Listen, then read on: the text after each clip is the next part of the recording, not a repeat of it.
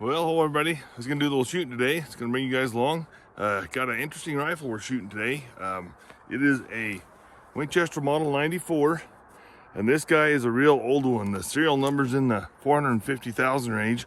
If I did my research right, it's around a 1910, 1911 vintage, and it's in 25-35. So pretty unusual. You don't see many of those anymore. I think there's a little bit of a interest in some of those older cartridges. This rifle belongs to my dad. He's always had a soft spot for 25-35, so he picked this up. It's been quite a few years ago. The gun's it's a shooter. It's not original. Doesn't have the crescent butt stock. Doesn't have the original rear sight. I'm pretty sure the front sight is original. It's got the saddle ring on it, which I think is always kind of cool, but this is a neat little rifle. We've shot it a little bit. Nobody's ever hunted with it, but it's a fun little rifle. So we're gonna do some shooting with it today. I'm actually shooting factory ammo.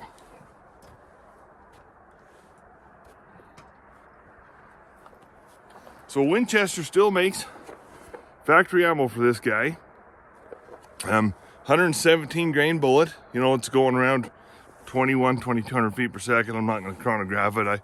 I don't really care. I've actually picked up a box of Hornady 117 grain just bullets for it. We've got quite a bit of brass for this guy. Got of course reloading dies and stuff set up for it. We've never reloaded for it yet. We just haven't shot it that much. But anyway, when I seen that box of Hornady bullets, I thought, well, I better grab them. 3 or 4 years ago, I got real interested in this gun. Could not find ammo.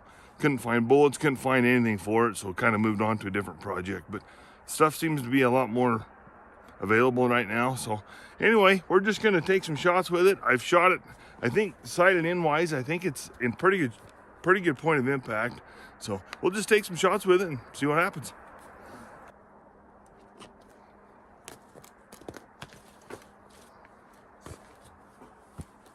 So you guys see me put this slip-on recoil pad on these lever actions a lot.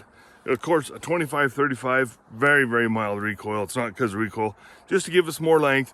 In this lead sled where we're just doing accuracy tests today, it just makes it a little more comfortable for me. So anyway, back to the old slip-on pad. I'm sure I'll catch a little crap for it, but that's all right. Another thing I was going to talk about. Another thing I wanted to talk about is this leather glove on the front of this rest. I had one of my commenters tell me that he's got a rest real similar to this, and shooting these rifles, it'll rub the finish off. As it recoils, it moves in that a little bit. So I appreciate those kind of comments. Just slip a leather glove over it, just gives out a little bit of protection. I mean, this gun's not in mint condition by any means. It's in very, very good condition, but still, just slipping that glove over kind of helps save that finish. So we'll take a few shots.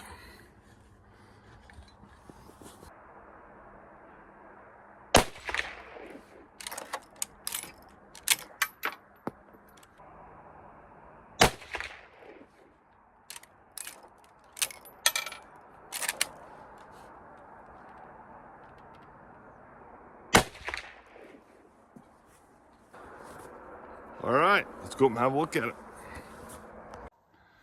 All right, guys, well, got 3 shots on the paper anyway.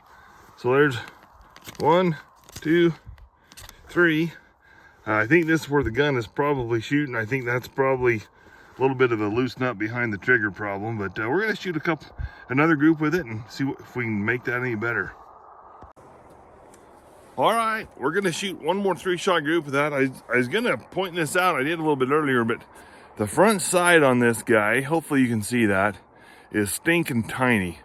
And I think in those days, that was kind of how they were. I'm sure that over time, this thing is got a little bit of wear on it, but looking down there at 100 yards, holy smokes, that thing looks like a pinhead.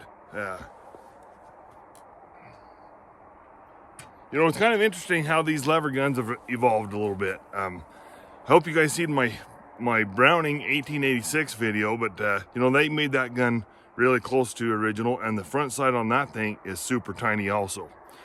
And what I find interesting is, I've got a couple guns with Skinner sights on them.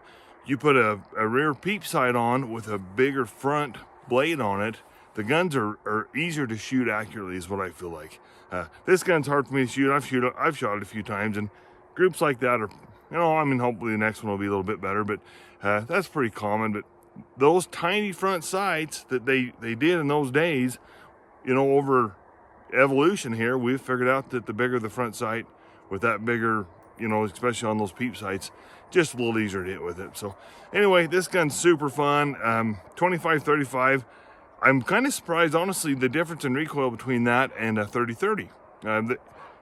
The recoil is super mild on this. You know, this is probably a pretty ideal gun for a novice hunter. You know, maybe a child, or you know, someone like that. This as a open-sighted rifle would be a perfect beginner rifle for him. So anyway, we're gonna take another 3-shot group and see how we do.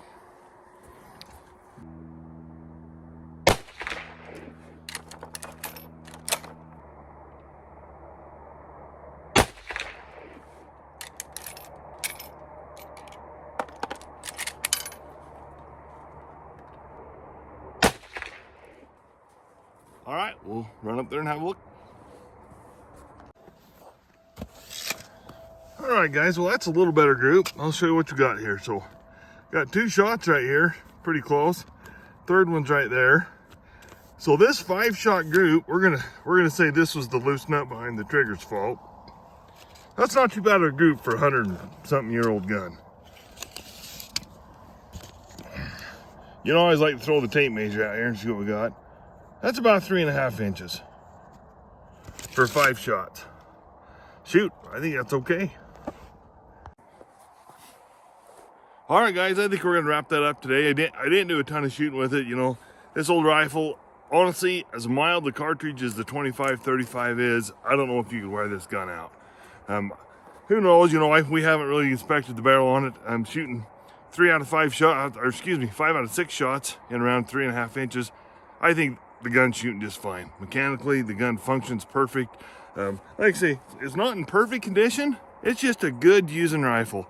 You know, and maybe one of these deer seasons I'll have to dust this old girl off and just take it out and just kind of honor our forefathers that, you know, the simpler time of life that guys made a living with a rifle and a horse and, you know, and livestock and whatever.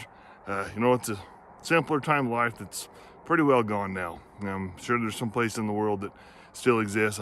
Not in my life, it certainly doesn't. You know, my day job's corporate America, and that kind of takes the fun right out of everything. But we have, you know, got a great life around here with a little herd of cows and horses, and get to do some shooting with some of these fine old rifles. So appreciate you guys watching. Please subscribe.